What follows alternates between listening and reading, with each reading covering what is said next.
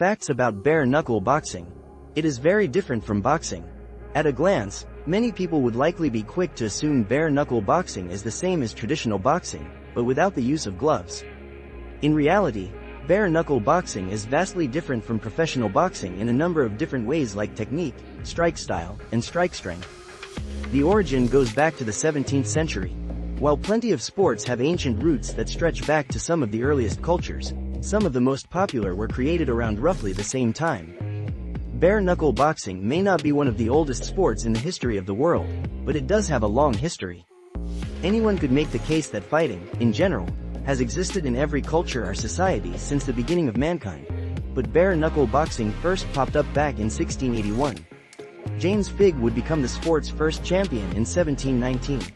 Important in traditional boxing, it's hard to argue that power is absolutely key as well. Bare-knuckle boxing is quite different in that if a fighter were to strike an opponent as hard as they could, they'd likely break their hand. Bare-knuckle boxing is still illegal in many countries around the world. While the world is slowly warming up to the idea of combat sports as a legitimate form of honest competition, many parts of the world still don't like the idea of bare-knuckle fights.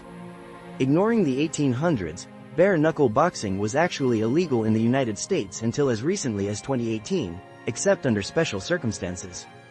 There weren't any rules in the beginning. Like many sports with long histories, the rules have changed quite a bit over the years. It's probably a good thing that the rules changed because originally there really weren't any written rules in bare-knuckle boxing.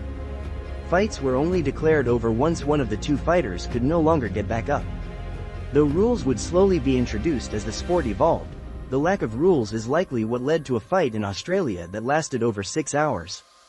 It's safe to say that sometimes it's a good thing that sports change over time. Plenty of UFC fighters have given it a shot. As bare-knuckle boxing continues to garner more of a following around the world through promotions like Bare Knuckle Boxing, BKB, and Bare Knuckle Fighting Championship, BKFC, more top-tier fighters are likely to be attracted to it. Two UFC stars Paige VanZant and Artem Lobov each made their way to the world of bare-knuckle boxing.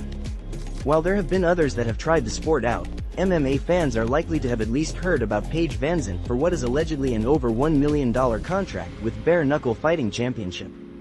At one point, it was similar to MMA. It may sound strange that something as seemingly simplistic as bare-knuckle boxing could ever be similar to something as complex as MMA, but a case could definitely be made. For a period of time, bare-knuckle boxing actually included legal forms of grappling, though no grappling below the waist was allowed.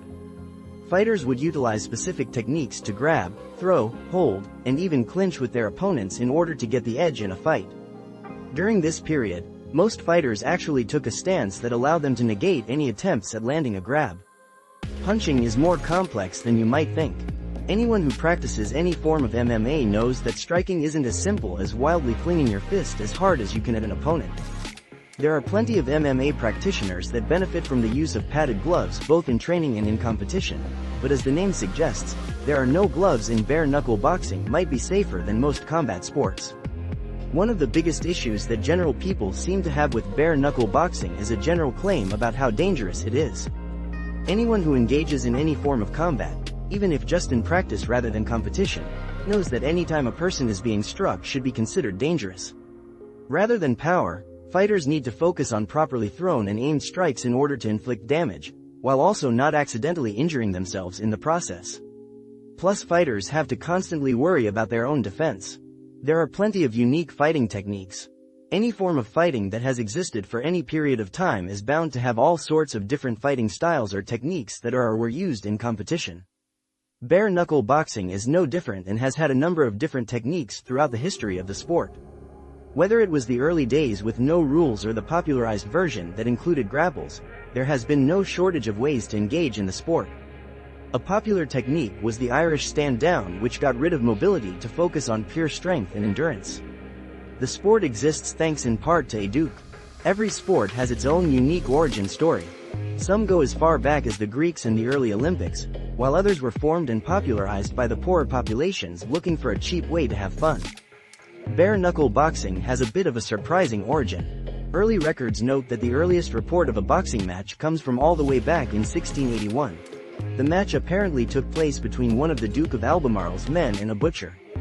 The match was even fought for a prize, making a butcher and a footman two of the earliest prizefighters. Like and subscribe.